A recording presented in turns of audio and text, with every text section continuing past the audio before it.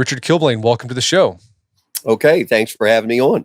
So you've written a few books about a World War II, call it squad, part of the 101, they called the Filthy 13. They became to be known as that. For big picture, we're going to get into the detail of the story because it's really remarkable. Who were the Filthy 13? Like, what was their objective and mission during World War II? And then how did you discover this story of these guys? Well, the Filthy 13 was actually a demolition section. There was 3 demolition sections in the demolition platoon of the Regimental Headquarters Company of the 506th Parachute Infantry Regiment, which the Band of Brothers was Easy Company 506, inside the 101st Airborne Division. And Jake McNiece was appointed as the section sergeant, okay, and a section included 2 6-man squads. And so that's 13 guys. And their mission, their primary mission is anything that has to do with blowing stuff up. Okay, that would be like a bridge mission or whatever. But in the event that they don't have a demolition mission, they were pretty much security around the regimental headquarters, Colonel Zink's headquarters. Okay, and so there were 2 bridge missions during World War II that the 506 had responsibility for. The first one was at the bridge at Ravans over the Dove Canal, just outside. It cuts off the any retreat or attack from Carrington. And the other one was the Market Garden. And how I came to know about these guys. Well, actually, I first heard about the Filthy 13 while I was in Special Forces in the Army. And, you know, it was a friend that told me about it. And I just plugged it in the back of my mind until, you know, I got out of the Army and I moved back home to Ponca City, Oklahoma. And lo and behold, the leader of that unit lived in my hometown. So I got to know him. All right. And he was just a prolific storyteller. All right. So let's talk about Jake because he's like the main character of this first book. He became known as McNasty and during his time with the Filthy 13. Let's talk about before he joined up, volunteered as a paratrooper. What was he like as a kid? I mean, did you see glimpses of the man who would become known as McNasty in a teenage Jake McNiece? Yeah. Okay. The teenage years is where I would say I started. Before that, his parents were sharecroppers and actually successful we tend to think of sharecroppers as poor. No, his father was doing very well, had bought a house when the Depression hit. And then, of course, they lost everything. And the kids had to go to work. So Jake had to grow up fast and young. All right. So all the kids worked until they pretty much graduated from high school. He had 2 older brothers, I think, went into college. So Jake, Jake was a superb athlete. When you look at the book War Paint, I've got pictures of him stripped down to just the shorts going through the obstacle course. The guy is solid muscle. And when I read his discharge, he weighed 175 pounds and I think he stood 5'7". He's solid muscle. There's no fat on that guy. He's tough. So, but a tremendous athlete, both wrestling and football. And I guess he had played a little bit of football. He'd gotten to the 9th grade and he's going to drop out of school so he can work full time to support the family. And Oklahoma back then, and there's a few places now, high school football is semi-pro. Okay. And Ponca City and its rival town, Blackwell, both in the same county, they had pretty much professional football team because the coaches went out to these smaller towns and recruited athletes, either offering the athlete a job or offering their parents a job. And see, I say Blackwell and Ponca City because Blackwell had I think a steel refinery and a steel mill, and Ponca City had Continental Oil Company. And so the coach said, look, we'll get you a job with the fire department. Said, you play full time and then you'll work at the fire department. Well, he pretty much lived there. And when he joined the fire department, it's like the majority of the fire department were high school football players. So anyway, very responsible but tough. He, a fighter, a serious scrapper. But when I got to know people, like, he was admired, though. I think they elected him as the high school, his senior class president. He went to work. He went to school wearing like what you call coveralls, or like the bib coveralls, and so everybody else started wearing them. He, aside from his drinking and fighting and fooling around with loose women, he was admired because when they got back from the war and he gives that up and he becomes a born again Christian, a lot of people said he changed. And from everything I was hearing, I said, no, there was no change. I said, once you strip those three vices from him, you got down to the real Jake McNiece. He's really a good guy. He did the fights he got in with bullies, with people who starting fights with him, but he would defend other people. But the story that my narration, which leads into Jake's story, begins with a football game in which they're playing for blood. Blackwell had beat them the last time. So this is a rivalry game, kind of like Army and Navy. There's zero score. And Jake is a problem solver. And I love that story. Everybody who was in high school remembers that one play. And Jake is, because he's the team captain, but he's a lineman. And he's just short. Remember, 5'7". At that time, he probably wasn't weighing 175 pounds. But the quarterback was, I think, a sophomore. He didn't have a lot of experience. So Jake would call the plays, and then the quarterback would run them. And so Jake says, let's do a quarterback sneak. And the quartermaster's like, quarterback, his question is logic, because the guy he's going up against is twice his size. And Jake says, no, just trust me. Just trust me. He said, you just call off the numbers. I'll hike the ball when I'm ready. And what he does, he chews tobacco. So he's like saying stuff to get this guy's attention. And then he spit tobacco in his eye, blinded him, drives into his chest, drives him back into the end zone, opens a hole, the quarterback runs through. And then, of course, the defensive players wiping tobacco juice from his eyes and claiming foul. Jake had to swallow that tobacco in order to cover up the evidence. Well, everybody knew he knew it was true, but they had no evidence. And it was someone else who was there. It was actually Truman Smith, who goes, yeah, I remember seeing Jake, because I guess he was a freshman or whatever that year. He goes, I remember seeing Jake puking his guts out in the shower after the game. But that's the kind of guy that the first sergeant and the company commander, the original company commander, Hank Hanna, that's what they saw. They saw a guy who, aside from all this other stuff, he is going to get the job done. So does that answer your question? No, yes. Yeah, you already see a natural leader, someone who will flit around the edges of the rules to get a job done, to be successful. So that was high school. How did he end up joining the paratroopers? Like, what was going on there? Why did he decide to volunteer? Well, as his story his version of the story picks up, because he was a fireman, he had total exemption from the Army. Policeman, fireman, mission essential. Well, he's a fighter and he just can't stay out of this fight. So he decides to enlist.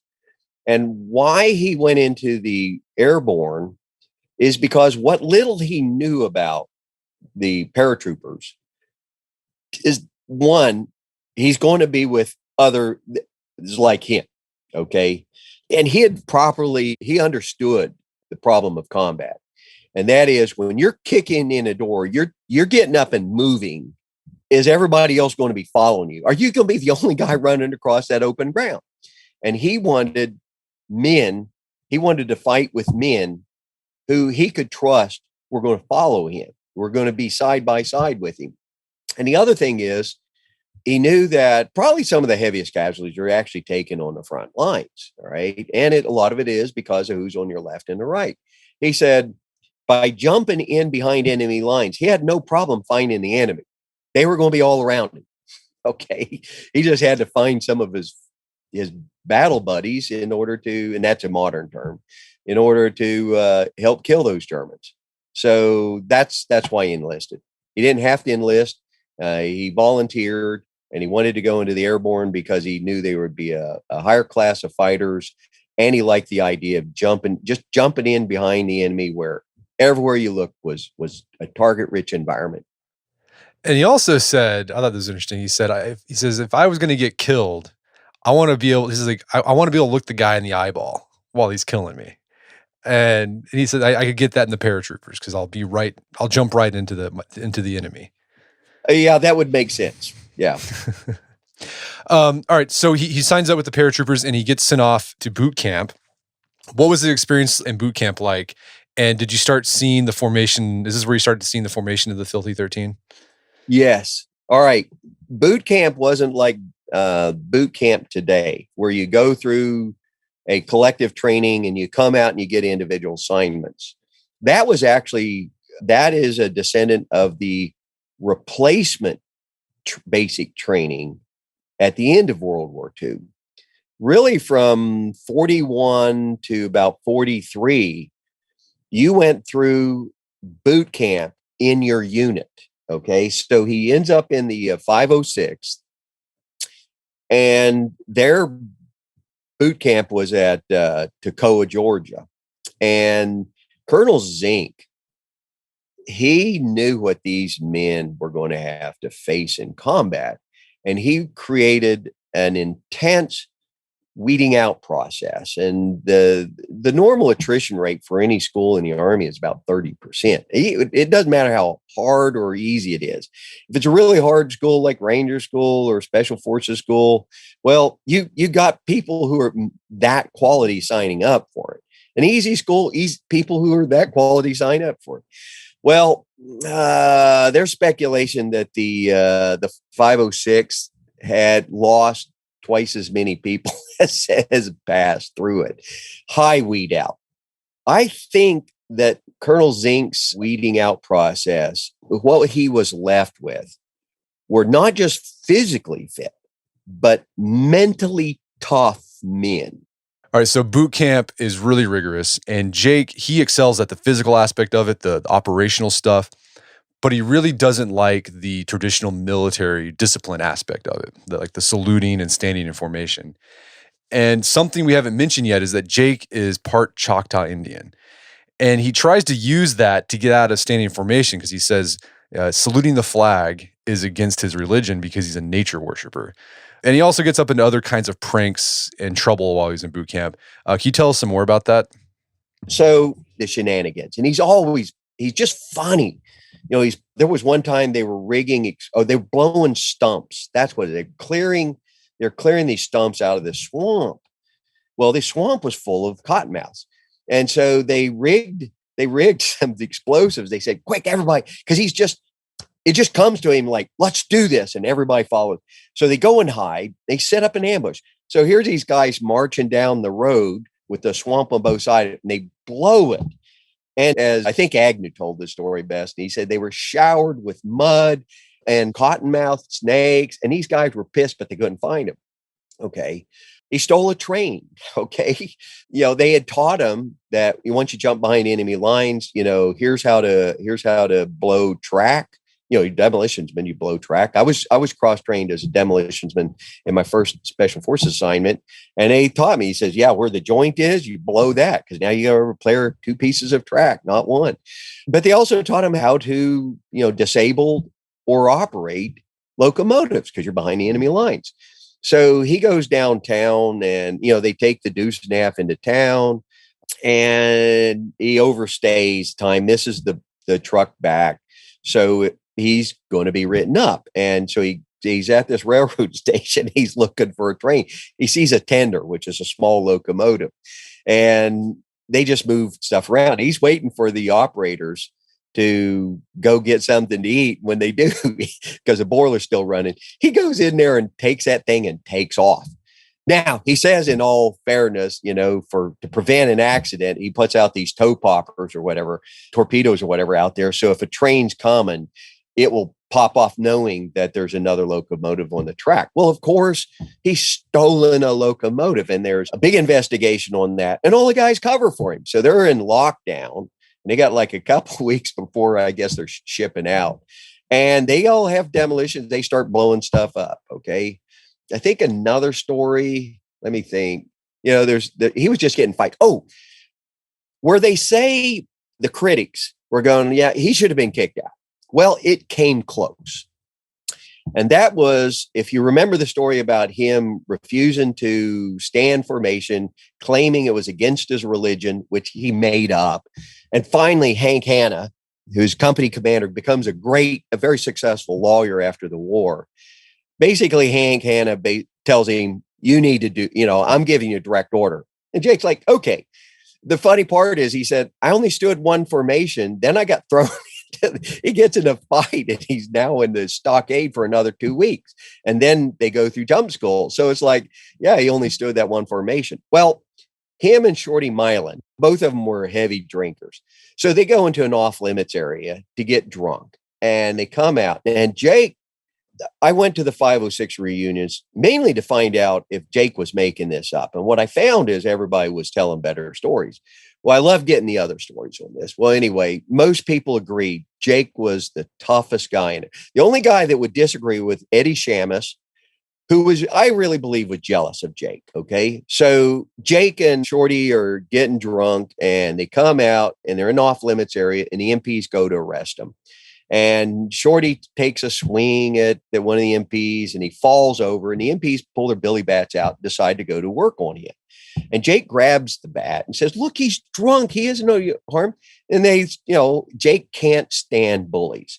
So like, leave us alone. We're going to beat this guy. So Jake disarms him, takes their billy bats away from him, beats him into the ground, and he's drunk. And then he goes, well, now these guys have 45s. They're pissed off. I can't allow them to have loaded 45s. So he takes their 45s and empties the round. Well, if you're drunk, how do you empty a 45? You just start shooting out street lights. Funny story to that is I was at that reunion, and Jake would always him and Martha would have breakfast in the same McDonald's. And it was this local who came by, and and they knew it was the 506 reunion, and people would come up and see these old guys and sit down and talk with him. One guy sitting there going, yeah, you guys were wild and rowdy. I remember one night, because he was a kid, he said, one night, this drunken Indian just shot up all these street lights. And Jake's sitting there quiet. Martha's laughing and going, pointing to Jake, said, that's the drunken Indian. So anyway, Hank Hanna comes in and goes, look, Jake, Colonel Zink wants to break the 100-mile road march. That was the record that was set by the Japanese. He said, we know you could do it. He said, I'm afraid if I, because he was over the company commander goes in and bails your soldiers out. I've had to do it. Okay. As a platoon leader. And so he goes, yeah, but I'm afraid that you're just going to get in more trouble, and I need you for that road march. So is it okay if I just leave you in a stockade? And he goes, yeah, Jake was just so reasonable. He goes, yeah, that makes sense. Sure. I'll stay here. And when I went to the first regimental headquarters company reunion, that was the story everybody was telling about, is they're running up and down, 3 miles up, 3 miles down, Mount Currie. And the stockade was at the base of the hill. And every time they're running by, Jake and Shorty Milan are behind the wire, waving at him and then when they were coming back, because Hannah was a fast runner, and they go, heat, which is a term like if you got a horse race and it's neck and neck, they go heat, because they're trying to get the other guys to beat Hannah. But I heard when I interviewed the guys that there was one point that they came close to. This is where Colonel Zink said, we got to get rid of this guy. And now the first sergeant was Top Kick Miller, was not alive, but he was just a true judge of character. But it turned out it was both Hank Hanna and Miller who went to bat and said, no, sir, we're not going to a parade field.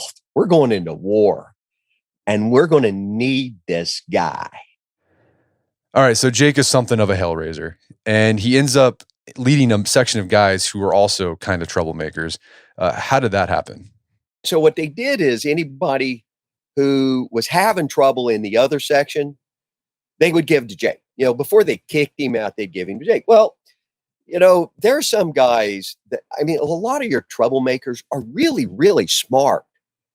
The biggest problem they have is with stupid leadership.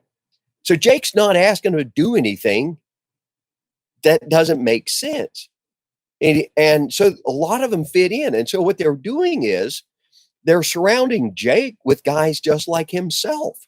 And they're going to follow his every lead. And so what the Filthy 13 is, Jake McNiece and 12 accomplices. All right, so after boot camp, Jake and his unit get shipped off to England. And while they're there, they're getting ready for D-Day. This is when they actually get their nickname, the Filthy 13. And there's lots of legends how they got that nickname. One of them is that they promised each other that they wouldn't bathe until they were dropped into France and they killed some Germans. But the real story is different. How did they actually get their nickname, the Filthy 13? They lived in Nice huts, which is kind of like Quonset huts on Little Cut Manor. And it was a section, 13 guys, actually it was 14 guys, because they put the platoon sergeant in there thinking it would clean these guys up, which it didn't. All right. And they were refusing to, they got a small water ration, and they only got a shower, an actual shower on Saturday. They trained till Saturday afternoon and lunchtime. And they got a small water ration, which were supposed to do a sponge bath, but they didn't. They also getting British rations, which were terrible. Spam, living off of spam. That's as bad as living off MREs. And so they started poaching deer, rabbits, trout. There was a fish hatchery there. So they were, as they say, they were poaching the king's deer. Well, they had to use their water to clean and cook it. So they weren't bathing. And that's how these guys got filthy. And that's where they got the nickname, the Filthy 13. Probably saw the photo of these guys with that wooden shingle that they wrote the Filthy 13 on it. All right. So filthy because they're like literally physically filthy. They were physically filthy. Yeah. Yeah. And then the other thing the Filthy 13 are famous for, or best known for, also happened in England. Right before D-Day, they're getting ready to get on the plane to drop into Normandy. And Jake gets inspired by his Choctaw heritage, and he shaves his hair into a mohawk, and then he puts some war paint on his face. And then the rest of the Filthy 13 do the same thing. What's the story there? What happened there? They had just painted the black and white invasion stripes on the plane. It was still wet. And Jake went over and wiped the paint off with his fingers and started painting his face.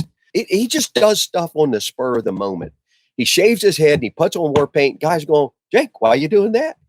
And everybody knew he was part Indian. They didn't know he was Choctaw. Well, so when he says, well, in the Indian culture, we take each other's scalps. Okay, so that's why the scalp block. And they go like, well, why the war paint? And he said, camouflage. Okay, that's what guys is like. Yeah, we'll do it. The only one that didn't that we know of was Jack Wammer, because he came out of the Ranger Battalion, the 29th Ranger Battalion, and so he had a different mentality towards discipline than Jake did. And then we've got a picture of Trigger Dan, who was attached to him for the jump. But there were two engineer NCOs, a corporal and a sergeant, who were attached to him, and they jumped in with it too. Hey, shave my head, paint my face. And the only image we have of Jake with the war paint on is him painting Sergeant Moreno's face, who is the engineer sergeant. But yeah, these guys would just like follow him on a whim like that. And that's the Filthy 13. All right, so the Filthy 13, they get ready for battle in a way that really fits their renegade attitude. And then they get dropped into Normandy as part of the D-Day invasion. What happens to Jake and the Filthy 13 on D-Day? As I mentioned, the Filthy 13 was the first demolition section of the demolition platoon. The only battalion that had a demolition mission on D-Day was the 3rd Battalion. First demolition section trained with the 1st Battalion. The 3rd section trained with the 3rd Battalion. To validate Jake's, usefulness, Colonel Zink came to Jake or had Jake come to him and ask him if he would do would take on that mission to do the bridges at Provence. Okay. And I want to point this out in the time we have is that those guys went out the plane early. And I just got my friend that found those 2 letters that I shared with you also sent me the troop carrier after action report. And it identified what planes dropped their loads early or whatever. And for the 3rd Battalion mission, it mentions 2 planes. I think it said 17 miles from their drop zone, but they were scattered because they hadn't slowed down at jump speed. They were still at regular speed. And in interviewing these guys, and they described like what town they were near, they were spread out over 8 miles. And Jake was 8 miles from his objective. And what you find is most of these guys that on D-Day, the Airborne, wherever they landed that night, they stayed there. If they fought there. They regrouped in the daylight. And you look at the Band of Brothers, they pretty much fought where they were at. And it's the next day they got together and they went and attacked a mission. Jake was bound and determined. He's by himself that he is going to get to that bridge and accomplish his mission. Now, he follows the path of the plane and he manages to pick everybody that went out before him was either killed, wounded, or captured, except Trigger Gann. But he's managed to pick up most of the guys behind him that went out behind him, except for Jack Walmer and plus other guys. And remember, they've lost because he's lost most of the guys. He's lost most of the demolitions. So every time they bump into a paratrooper, everybody had demo. So like, give us our demo. So by the time he got to his bridge, he had 13 guys and more than enough demolition to accomplish the mission. Now I mentioned Jack Walmer.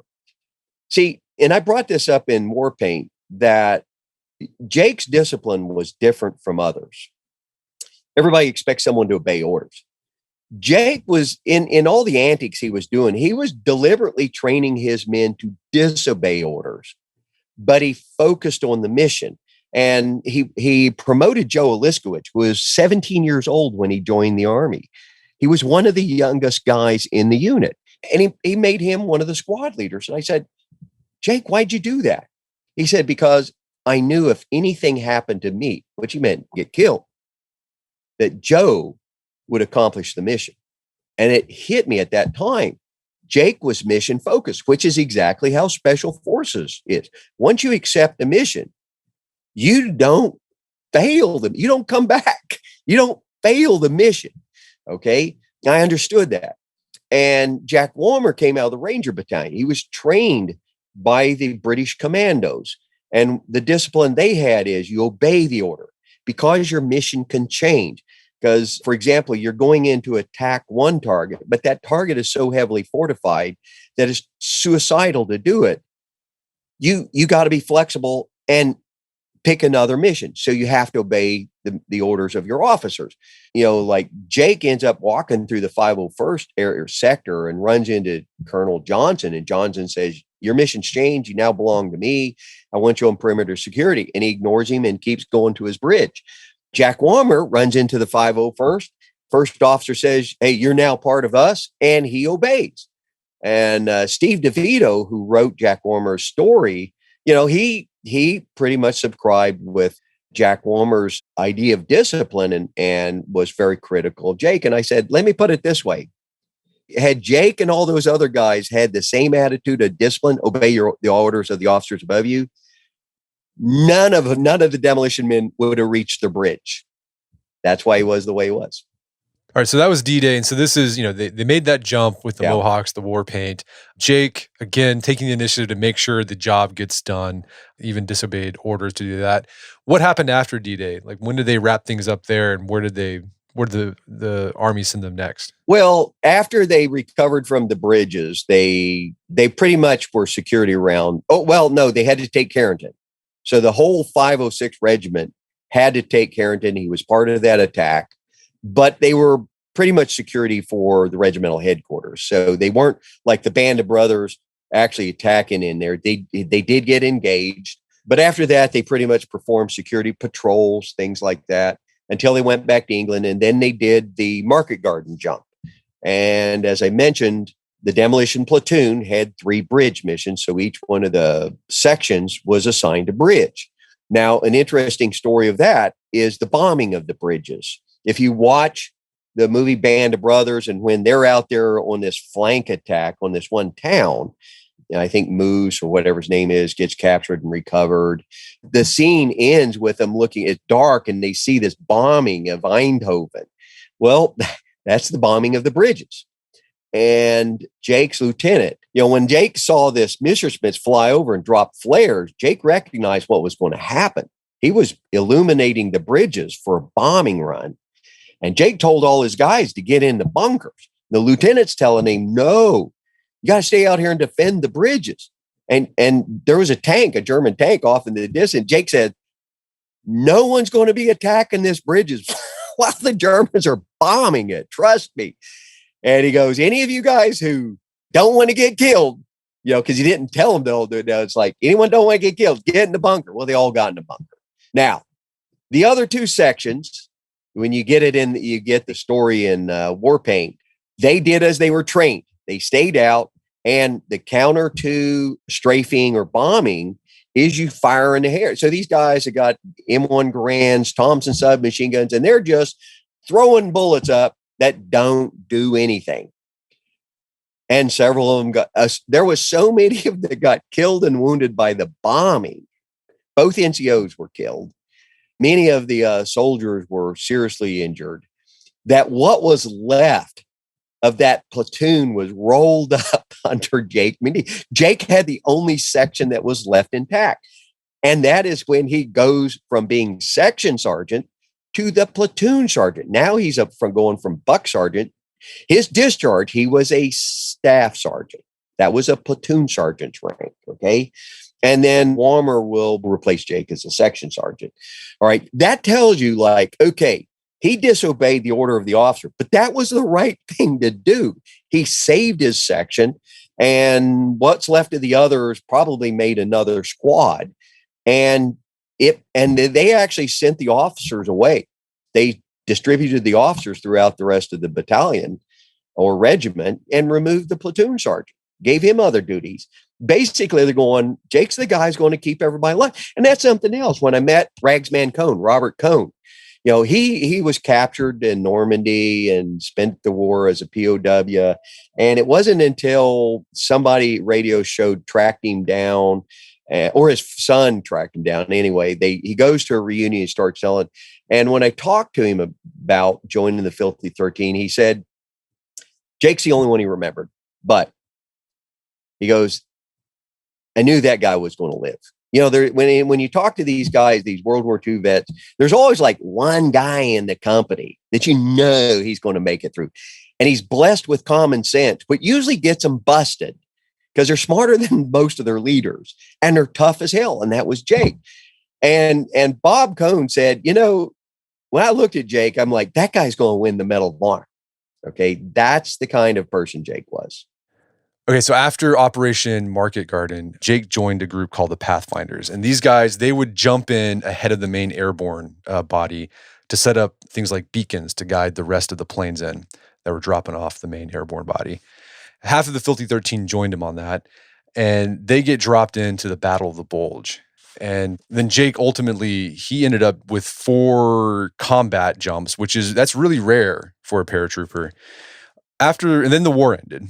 After that, what happened to Jake? What happened to Jake after the war? Well, by the time they get to occupation in Zelmsee, Switzerland, they get discharged on points, and they go home, not discharged, they go home on points. And Topkick Miller, career soldier, stuff that wounded in Normandy, he had a lot of points, so they sent him home. And the company commander, who's Gene Brown at that time, picks Jake to be the acting first sergeant. So here's this guy who they won't. Jay Brown is a funny story in the book about when they're in New York port of embarkation, and Jake is still a private, not even private first class, and they tell him, you got to promote this guy, and he says, Jake was already AWOL downtown drinking, and Gene Brown says, they can send me to Leavenworth, the prison, before I ever promote this guy to private. Gene Brown ended up promoting this guy all the way to first sergeant, okay, acting first sergeant. His discharge listed him as staff sergeant, which was the rank of platoon sergeant. After the war, he travels around, raises hell and stuff like that till he moves back to Ponca City, falls in love with a good Hispanic woman, and she knows his troubled background. And Jake says, look, he said, my problem is drinking.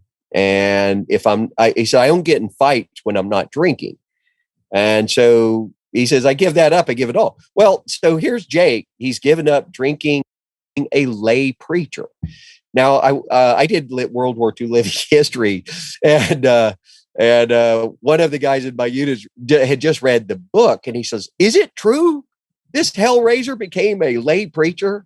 I said, yeah, it was. And so I told Jake that, and he says, Jake had a comeback. His real calling should have been a stand-up comic. He goes, yeah. He said, next time you're asked that question, he said, tell him this. I spent the first 35 years of my life sowing wild oats and the rest of my life praying for a crop failure. It's classic Jake. Yeah, it was. That summed up his life right there. So what do you hope people walk away with thinking after they finish your books about the Filthy 13 and Jake McNiece? Well, several things. First of all, take it as a entertaining story. Okay. Now, if you're caught up in discipline and stuff, read between the lines. Why do they not kick this guy out? Why do they keep promoting him? Why is he made the first sergeant of the Pathfinders? Why is he made acting first sergeant of Regimental Headquarters Company? Because he's a leader. The only thing he had problem was saluting and standing formations. In his mind, he's looking like, if this doesn't contribute to my training for the war, it doesn't make sense. But he also is going to push the limit. And he did. And he got away with it because they were trying to rationalize with him. All right.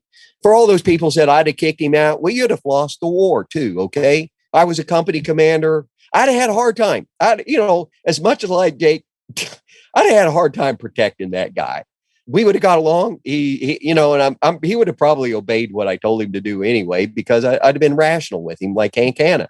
But he would have definitely fitted as a team sergeant in special forces because there was guys like Jake that I knew. But so read between the lines and look at the leadership, the mission focus this guy had. And that, I would say and then of course at the end, the guy, look, there were two Jakes. When I went to his funeral, which was held in the church that he pretty much, if they didn't have a preacher, he would be preaching in, and everybody knew he retired as all those guys. When I did the war paint and I followed up on one, they lived the American dream post World War II, which is get married, buy a home, and get a job with the big company and retire 35 years. And he retired like 35 years as a postal worker. Okay. And the people who were in his church had no idea about the other Jake McNiece until the book came out. And to sit there and hear the stories told, the shock, like, we didn't know about this guy.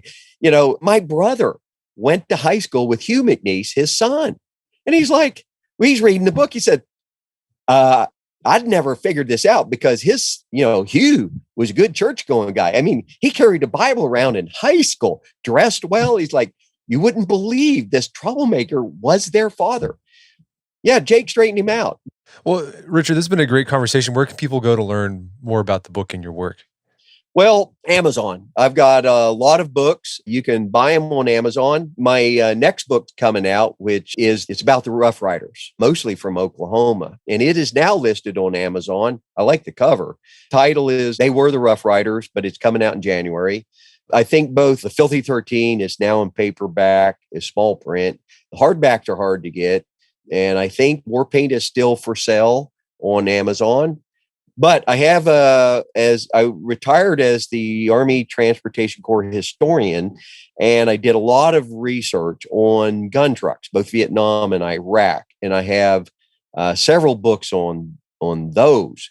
And with the Convoy Ambush Case Studies Volume 1, Vietnam and Korea, I was interviewing guys 30 to 40 years after the fact. And so it's a lot thinner than Volume 2, which is Iraq and Afghanistan. My style of writing there was to put you in the vehicles, to get you into the kill zone. Okay. I do a much better job on the Iraq volume because I was interviewing guys because I went down range. I rode on convoys. I was interviewing guys days and weeks after the ambush. At most, maybe a year after the ambush. But they give you a feel about both the good, how soldiers react under fire, good and bad, heroes and cowards. And those are online. You can buy them, but they're online. And you go to the Army Transportation Corps and webpage, click history, or you just type in my name in Convoy Case Study, and you click public history, and then there's a publications list, and it has all those books, and you can read them online. Well, Richard Killblane, thanks for your time. It's been a pleasure. All right. Hey, thanks for having me on. My guest today was Richard Killblane. He's the author of the book, The Filthy 13 and War Paint, The Filthy 13. They're both available on Amazon.com. Also, check out our show notes at awim.is/filthy13, where you can find links to resources where we can delve deeper into this topic.